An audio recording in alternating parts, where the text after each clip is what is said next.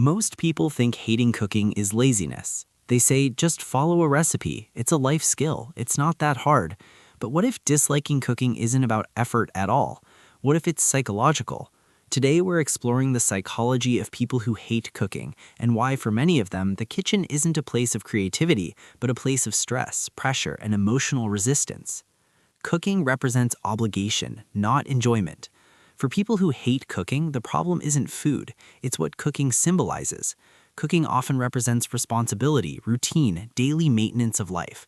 For some, it feels like a reminder that the day is slipping away, another task to complete before they're allowed to rest.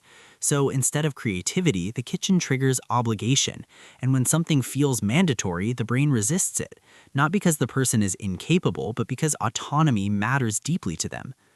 They associate cooking with pressure, not freedom. Many people who hate cooking feel watched, even when no one's there. They worry about wasting ingredients, making mistakes, doing it wrong.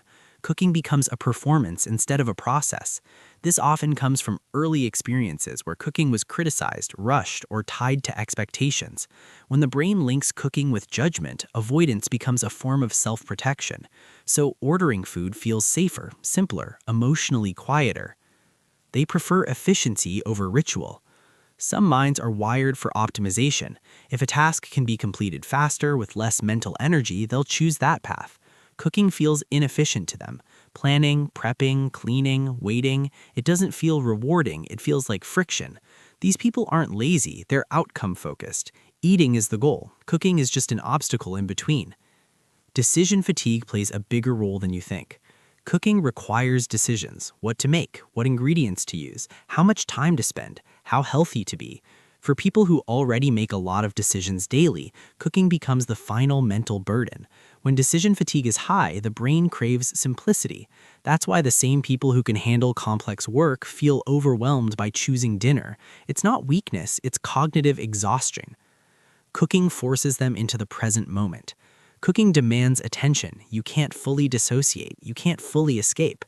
For people who cope by staying mentally busy, distracted, or future-focused, this feels uncomfortable. The sizzling, the timing, the sensory input.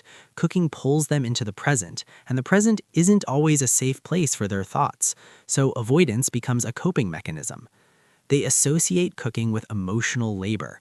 For some, cooking has always meant cooking for others, pleasing others, meeting expectations, carrying invisible responsibility. When food becomes emotional labor, resentment quietly builds. Even when they're cooking for themselves, the body remembers the burden. So the desire disappears, not because they don't care, but because they're tired of giving. They value mental freedom over domestic identity. Not everyone connects identity with domestic skills. Some people don't see cooking as self-expression, they see it as maintenance. Their sense of worth comes from ideas, creativity, learning, or movement, not from meals. So when society frames cooking as a moral standard, they feel misunderstood. They don't hate nourishment, they hate being boxed into a role that doesn't fit them. Control issues can hide beneath the surface. Cooking has uncertainty. Timing can go wrong, flavor can disappoint. Effort doesn't guarantee results. For people who value control and predictability, this is deeply uncomfortable. Buying food removes risk, it guarantees consistency. So avoiding cooking isn't avoidance of effort, it's avoidance of uncertainty. The shame around not liking cooking makes it worse. Many people who hate cooking feel embarrassed about it. They tell themselves they should enjoy it, that something is wrong with them. This shame creates resistance. The more you pressure yourself to like something, the more your nervous system pushes back. Cooking becomes emotionally charged, and emotionally charged tasks are always harder. Hating cooking doesn't mean you're broken. Here's the truth. Disliking cooking doesn't mean you're lazy. It doesn't mean you're immature. It doesn't mean you lack discipline. It means your brain associates cooking with stress, obligation, or overload, and brains avoid what feels heavy. Reframing changes everything.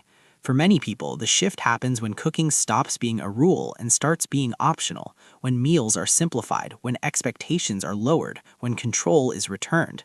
Cooking doesn't have to be passion-driven. It can be functional, minimal, neutral, and sometimes choosing not to cook is a valid form of self-regulation. People who hate cooking aren't resisting food, they're resisting pressure.